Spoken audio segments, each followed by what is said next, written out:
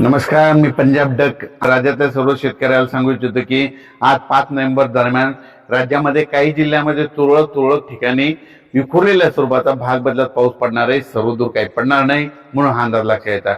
मग तो पाऊस विखुरलेला कसा पडणार आहे, कोणत्या जिल्ह्यात राहणार आहे सांगायचं झालं तर यवतमाळ जिल्हा झालं, हिंगोली जिल्हा झालं, वाशिम जिल्हा झालं, नांदेड जिल्हा झालं, परभणी जिल्हा झालं, लातूर जिल्हा झालं, धाराशिव जिल्हा झालं, बीड जिल्हा झालं, अहिल्यानगर झालं, जालना जिल्हा झालं, ह्या त्याच्यानंतर सोलापूर जिल्हा, सांगली, सातारा ह्या पट्ट्यामध्ये ह्या 3 दिवसामध्ये विखुरलेल्या स्वरूपाचा पाऊस पडणार आहे. खूप काही मोठा पडणार नाही म्हणून हा अंदाज सर्व शेतकऱ्यांनी लक्षात घ्यायचा.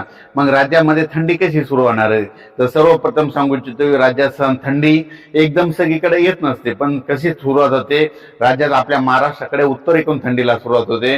म्हणून राज्यात नेमकी थंडी कशी होणार आहे, उत्तरेकडून म्हणजे सांगायचं झालं तर 5 तारखेला म्हणजे नंदुरबार जिल्हा झालं, नाशिक जिल्हा झालं, निफाड तालुका, त्याच्यानंतर धुळे जिल्हा झालं, जळगाव जिल्हा झालं, इकडं मलकापूर, नांदुरा, बुलढाणा घाटाच्या खाली, त्याच्यानंतर खामगावच्या त्याच्या पलीकडे अकोला, तेलारा, अचलपूर, दर्यापूर, मोर्शी, अमरावती, वर्धा, भंडारा, नागपूर ह्या पट्ट्यामध्ये 5 तारखेलाच राज्यामध्ये थंडी थोडी जाणवायला सुरुवात होईल आणि त्या दिवशी धुकं देखील येईल, धुळी देखील येईल म्हणून हे लक्षात येतं.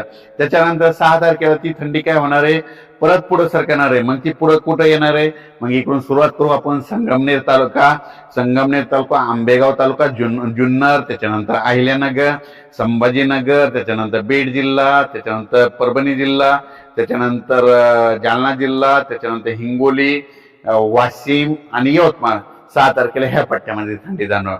7 तारखेला ती थंडी आणखीन परत पुढे सरकणार म्हणजे दक्षिणेकडे थंडी येणार. मग 7 तारखेला कुठे येणार आहे, मग 7 तारखेला पुणे जिल्हा, सातारा, सांगली, सोलापूर, कोल्हापूर, त्याच्यानंतर धाराशिव जिल्हा, सोलापूर जिल्हा, पंढरपूर तालुका, त्याच्यानंतर इकडे लातूर जिल्हा, बीड जिल्हा, परभणी, असं नांदेड, हिंगोली, यवतमाळ, असे धर्माबाद ह्या पट्ट्यामध्ये काय होईल 7 तारखेला 4 नोव्हेंबर आणि 5 नोव्हेंबरच्या दरम्यान राज्यात विखुरलेल्या स्वरूपाचा पाऊस पडणार आहे. सर्वदूर काय पडणार नाही, भाग बदलत पडणार आहे म्हणून हा अंदाज लक्षात यायचा. 7 तारखेच्या नंतर राज्यात पाऊस काय येणार नाही.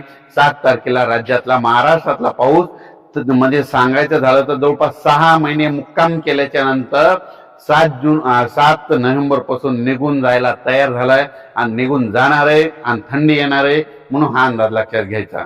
राज्यातल्या पुन्हा बऱ्याच शेतकऱ्याचे मला मेसेज आले की आता ह्या 7 तारखेच्या नंतर तुम्ही म्हणता थंडी येणार, मग त्याच्यानंतर पाऊस येईल का?